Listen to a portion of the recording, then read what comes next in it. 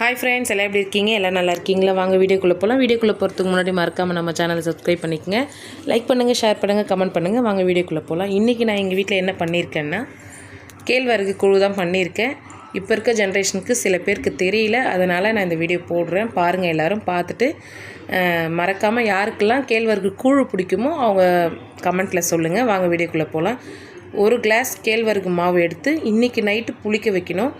மறுநாள் நைட்டு ஒரு கிளாஸ் கேழ்வரகு மாவு எடுத்திங்கன்னா அதே அரை கிளாஸ் நொய் எடுத்து போதுமான அளவு தண்ணி வச்சு அதை வேக வச்சு எடுத்துக்கங்க. எடுத்துக்கிட்ட பிறகு நம்ம புளிக்க வச்சுருக்கோம் பார்த்திங்களா, அதை எடுத்து அந்த இதில் வெந்த அரிசியில் கொட்டி நல்லா கிளறிட்டே இருக்கணும்.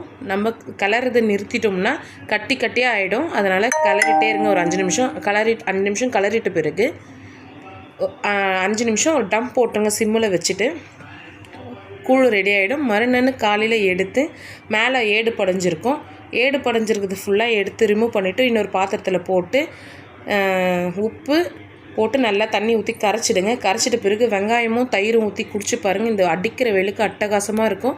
யாருக்கெல்லாம் கூழ் பிடிக்குமோ கமெண்ட்டில் சொல்லுங்கள். தேங்க்யூ ஃபார் வாட்சிங்.